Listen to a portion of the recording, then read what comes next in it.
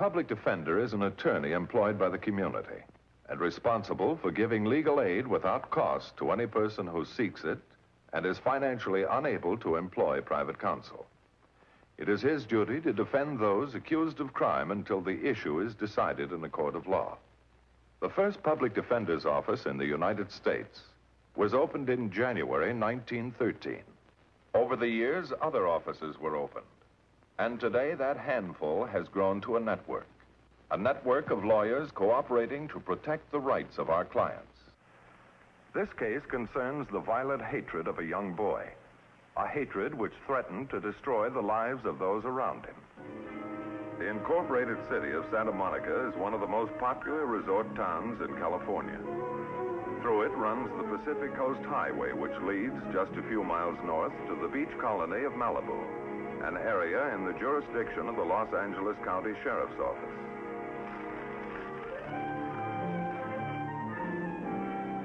Sardines. She knows I hate sardines. Hi. Want a sandwich? What kind? Sardines. No, thanks. Who's he? 459 suspect. That call from Santa Monica an hour ago. Oh, yeah. Where'd you pick him up? At a drive-in below Topanga, eating a hamburger. Where's your partner? Outside. Gas caps, spark plugs, windshield wipers. You can open a gas station, kid? All he had in his pockets. Wallet and 35 cents.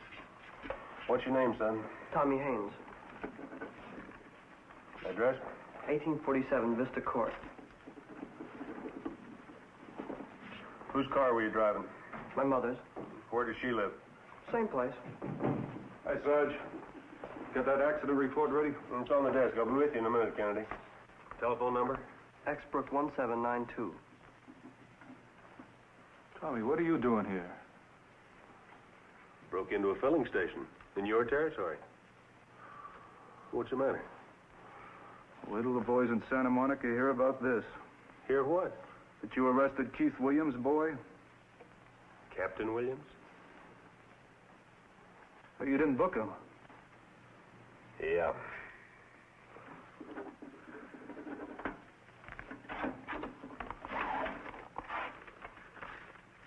Here, you take him in. You booked him. You take him in. So long, Tommy. So long. Look, son, this is not a laundry ticket. Once we've made it out, we can't throw it away. Now, why didn't you tell us who your father was? My father's dead. But he said Captain Williams was... My stepfather. Take him to the back room. Right.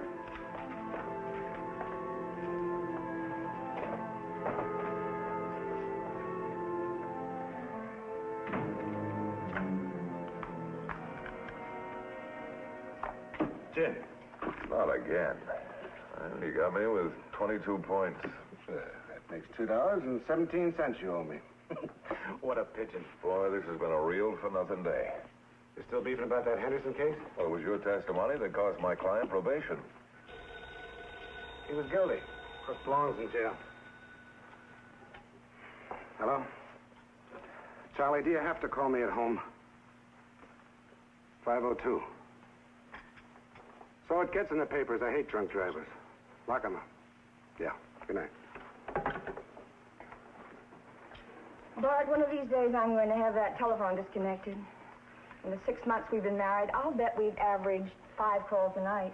Wait till he gets to be assistant chief, it'll get worse. You hear anything? Well, as long as you were a bachelor, I wouldn't have bet on you. But now that you've got Louise, it's even money or better. Keith, how wonderful. Now you know why I married you, huh? You drink that coffee, it'll get cold. Here we go again. Hello, Captain Williams. Oh, Captain. Sorry to bother you. It's Sergeant Lohman, Malibu Station. Malibu? You're a little out of my territory, Sergeant. Oh, that's right, sir. We're holding your son Tommy on a 459. Is this a joke? No, sir. I'm sorry. What do you want me to do? Hold him. I'll be right out there.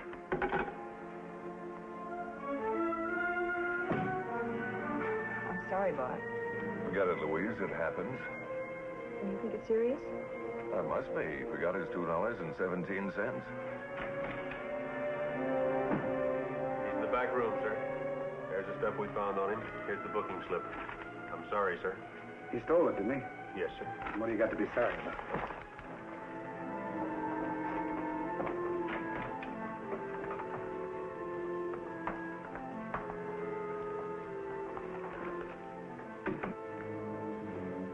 You take these things, Tommy?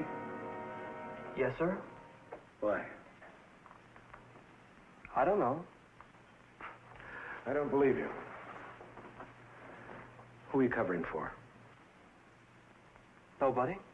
You did it alone? I guess so. Either you did or you didn't. What do you want with this junk? I don't know. You broke into a gas station. For no reason? I guess so. Stop lying, you're not a criminal. You didn't take this. Yes, I did. Tommy, you never stole anything in your life. Sure I have. I used to steal oranges from Mr. Lombardi's backyard. That's not what I mean, and you know it.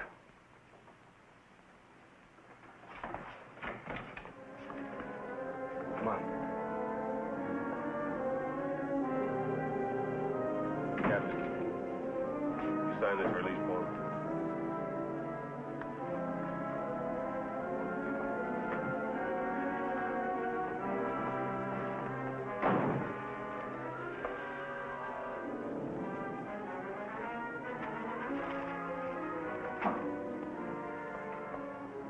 Why, Tommy?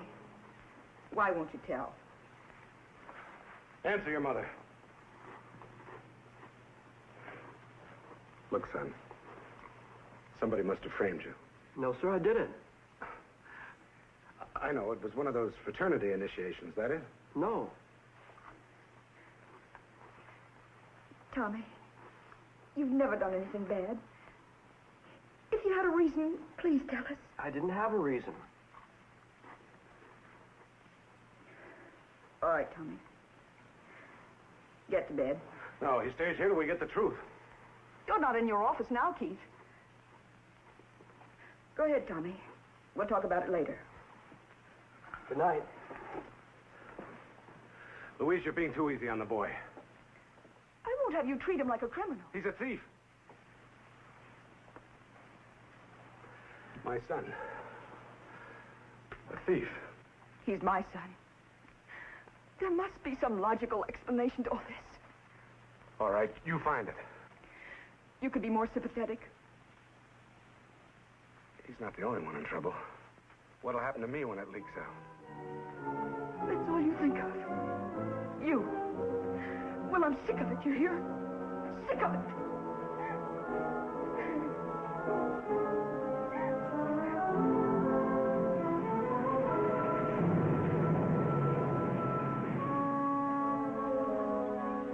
Taken?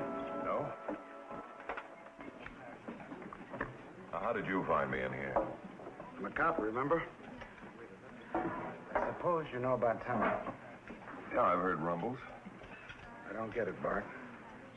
I just don't get it. Did anything happen recently to upset Tommy? There's nothing the matter with that boy. Well, what are you going to tell the court then?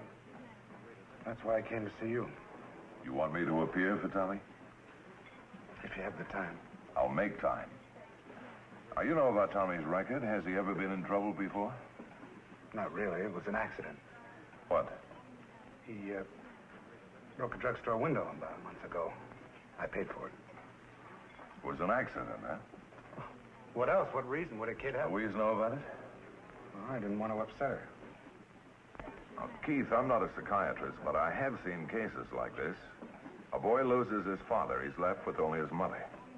She loves him and spoils him, lets him get away with murder. Then she remarries. Now, maybe the stepfather does something to awaken hostilities in the boy. Why? Well, all kids his age resent authority. On top of that, you're a police officer. Tommy doesn't resent me. We get along great. Do you? I've tried my best to make him like me. And have you succeeded? Now you're talking like Louise. Well, you seem to know all the answers. What do you suggest I tell the court at Tommy's hearing? Well, say anything you want, but don't say I can't handle my own kid. You're allowing your ambition to blind you to the fact that you have a problem at home. You're wrong, Bart. I don't know why Tommy did it, but it wasn't to spite me. Do it my way, will you? He'll get off. In a couple of weeks, it'll be forgotten. I'll handle him. All right, Keith. But be careful. It's not easy to handle a live time bomb. Now, Mr. Matthews, let me understand you clearly. As a friend of the court and of the defendant, you admit to no mitigating circumstances for this offense. Well, Your Honor, the boy has a very fine record. I don't believe that he was motivated by criminal intent. You ask me to pass off an act of burglary, a felony, as a harmless, boyish prank? No, sir. Then what intent do you imply? Well, the defendant admits his guilt and throws himself on the mercy of the court. And since Captain Williams is a police officer, you want me to recognize that fact in your plea for probation. That's right, sir. Why did you steal those articles, Tommy? I don't know. You had no reason? I guess I didn't. Captain Williams, juvenile delinquency is an increasing problem. Do you expect me to set this boy free without any attempt at correction? Your Honor, the boy lost his father when he was 10. He's been without a firm hand. Put him on probation and I'll guarantee you he doesn't get into any more trouble. Why haven't you been able to prevent this incident? I had no idea what he was up to. That's why this case is all the more important. You're a police captain. What sort of example are you setting for other parents? It's not fair for you to discriminate against this boy because of my position. Keith. Captain Williams, it is the decision of this court that Thomas Haynes be remanded to the custody of the probation department and confined to the industrial school for a period of 6 months. Oh, no. Young man, is there anything you wish to say? Yes, sir. I'm sorry I've caused my parents so much trouble.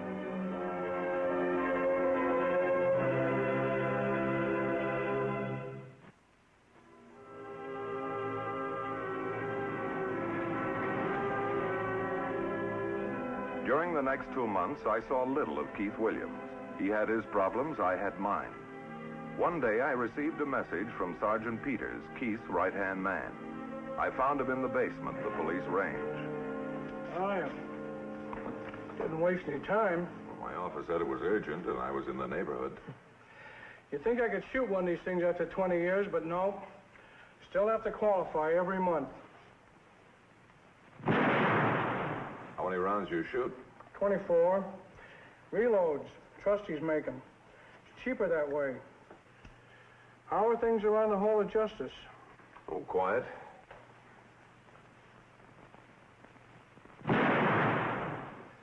Not bad for a pencil pusher, huh? Okay. How are things at headquarters? Oh, busy. Lots of visitors. Denver, Salt Lake, Portland.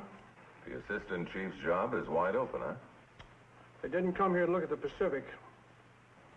Well, what about the captain? Isn't he still in the running? You seen him lately? No. You wouldn't know him. I wish I could help. Well, you can. Do you ever read out-of-town newspapers? Sometimes. Old ones? No, not often. You should. You learn things. Like what? Like why a boy makes his father eat his heart out? I thought I knew the reason. Not all of it. You'll find the rest of it in the Kansas City papers. April the 12th, 6 years ago. Bank holdup. It might help. Thanks. How'd you do? Couple of bullseyes. Very good. I hope I could do as well.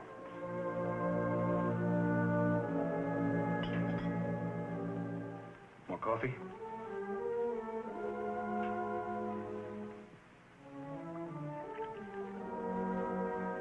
Let's take in a movie. We haven't been out of the house in weeks. Why don't you say something? Don't sit there like a dummy. Say something. Say anything you want, but say something. Somebody's at the door.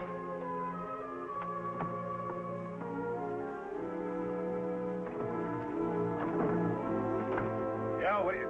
Well, maybe I'd better come back another time. I'm sorry. Come on in, Bart. Where's Louise? In the kitchen. Do you mind calling her? I'd like to talk to her. What about? Well, about you, for one thing, and Tommy. Look, Tommy's my problem. I'll handle it my way. Maybe. But first, you'd better know the facts. Why he ruined your chances of becoming assistant chief. Why he tried to break up your marriage.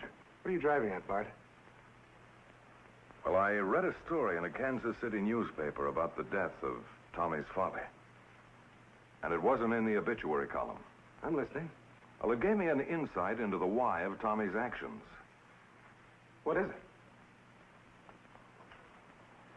Shall I tell him, Louise? Go ahead, Bart. He has to know sometime.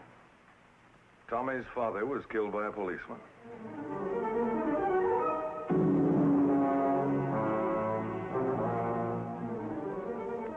Why didn't you tell me? I don't know why. I wanted to at first, but I told myself it wouldn't make any difference. And then later on, I was afraid it would. It wasn't an accident. He and two other men tried to hold up a bank. They got him.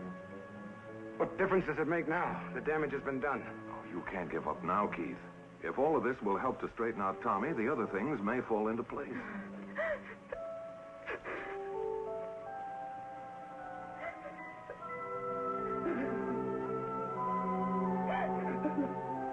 Louise, honey.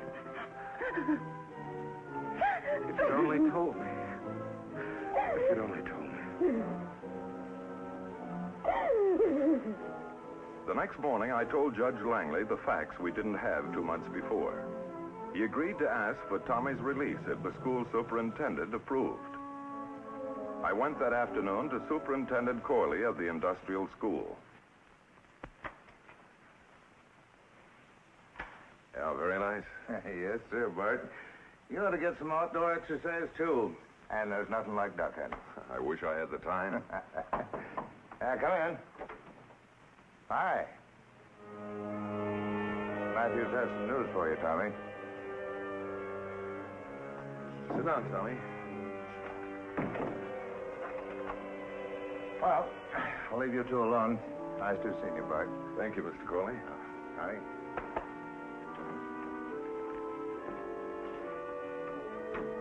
Tommy, Judge Langley has agreed to have you released next week. Well, that's swell. But that'll mean reporting regularly to the probation officer and keeping out of trouble. Think you can do it for your mother's sake and for Keith's? Well, sure, Mr. Matthews, sure. I'll get along swell with him, honest.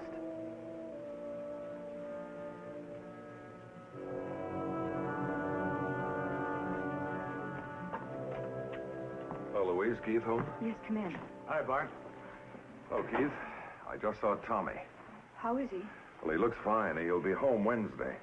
Thanks so much, Bart. Me too, Bart. Yeah, but I don't think your troubles are over yet. What do you mean? Well, it's my honest belief that Tommy's a sick boy mentally. That's why he wants to hurt me. I don't understand it. Doesn't he know that he's hurting me, too? He probably does, Louise. But he resents Keith even more than he loves you. But look what he's doing to himself. I don't think he cares. He never said a word when I married Keith. Well, like all boys, Tommy lives in a private world with his own resentments. All the time I was telling him what a fine man Keith was only making it worse. It was my fault. I couldn't understand the boy. Hello? Oh, just a moment, Sergeant. Yes? Captain Peters, we just got a call. Your boy just broke out of the school. Took the superintendent's car and his shotgun. Have you got a line on him? I'll be right there. What is it, Keith? Tommy just escaped from the school. Oh, why? Why when he was getting out next week? I don't think he's given up yet. Keith, don't. Don't let them hurt him. He's only a boy. He's a good boy. And he's got a shotgun.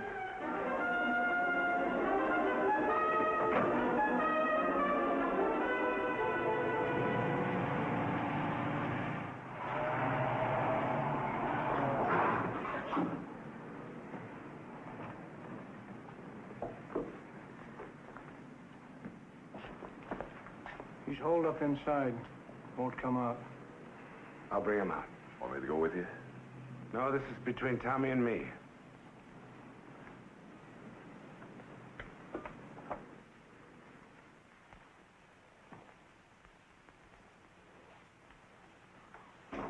Tommy? Come on out, Tommy. Haven't you caused enough trouble?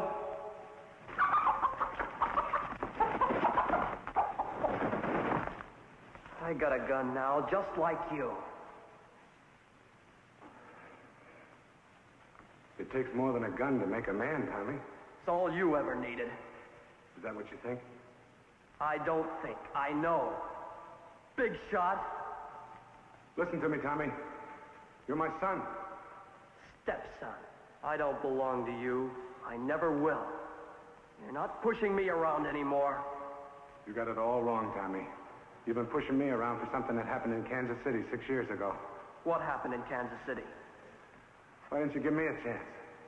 Just because your own father let you down doesn't mean I will. What do you know about my father? I know all about it. Maybe I can make it up to you. If you put down that gun and walk out like a man. You're not a man. You're a cop. I'll never walk out of here with you. One of us ain't gonna walk out of here at all. Okay. That's the way you want it.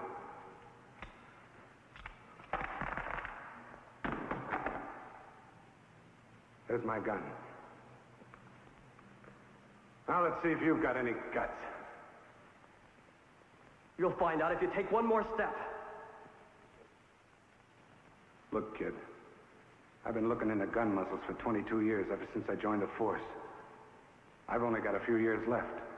You've got a whole life ahead of you. Yeah, what kind of a life?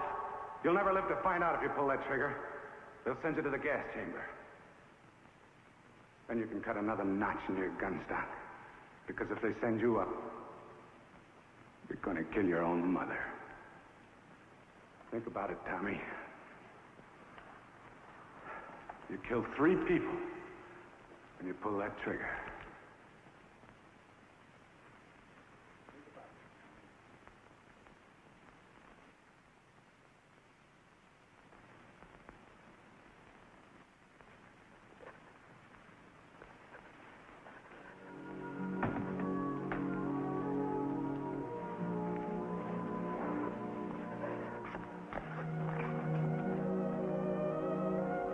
I never had a kid of my own. I always wanted one.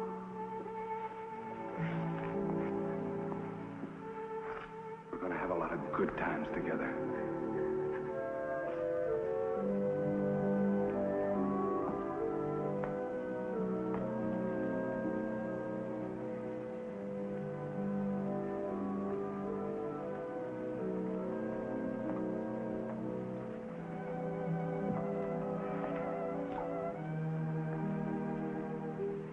Take him back to the school.